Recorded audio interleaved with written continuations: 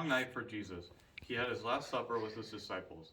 Then he went to the Garden of Gethsemane to pray after supper. While he was there, soldiers came to arrest him. They did it in the middle of the night, so that fewer people would see what was going on. First, Jesus was questioned by the religious leaders. Then they sent him to Pontius Pilate. Governor, I have a prisoner here who was sent over by the temple leaders. They want him put on trial.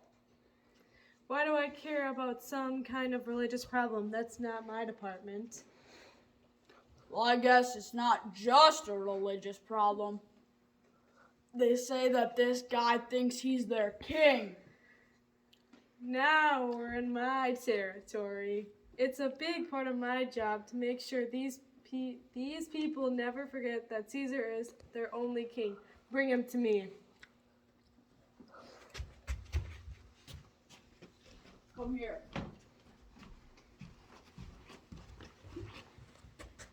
Well, what do you got to say for yourself? Who are you? I asked you a question. Answer me. Don't you get that I am the only one who is going to decide your fate? I'm going to decide if you live or you die.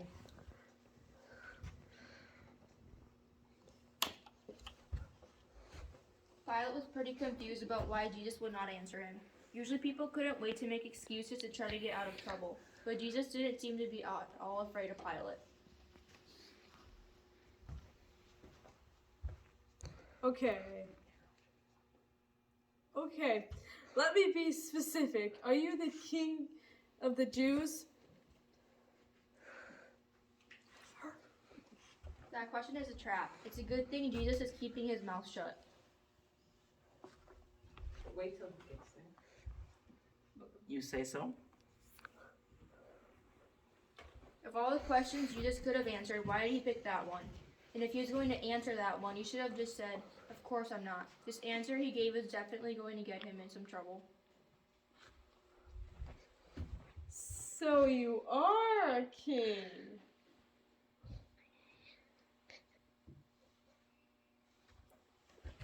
Now he's quiet. Don't you hear all the charges the religious leaders are bringing against you? What a strange situation this is. I've never seen anyone who doesn't at least try to defend himself.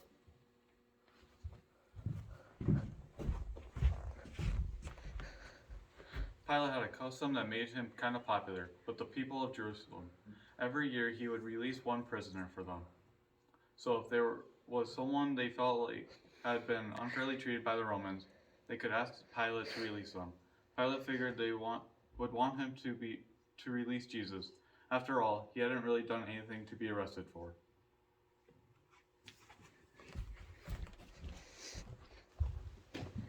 Shall I release Jesus for you? After all, he says he's your king.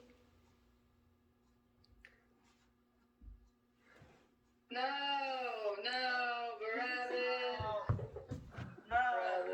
Barabbas. Barabbas? You want me to release a rioter instead of your king?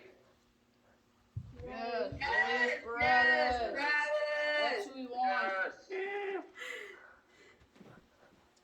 Then what do you want me to do with your king? Kill Kill him. him! Crucify him! Kill him! Kill him! Yeah.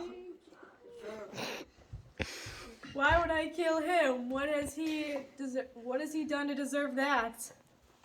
Crucify him. Crucify him! Crucify him!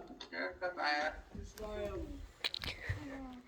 If that's what you want, it doesn't make any difference to me. I don't care about either of these guys.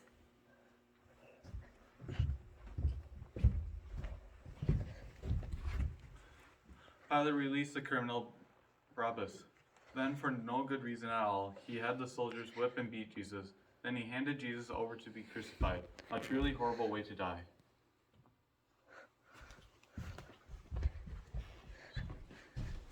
This sure isn't how we thought the story would end. Jesus seemed like he was going to do such an amazing thing. He seemed like he was going to be the ruler of his people. It seemed like nothing would stop him. but being crucified stops people. They just hang there suffering until they can't breathe anymore. Jesus' story is about to come to a stop before anyone expected.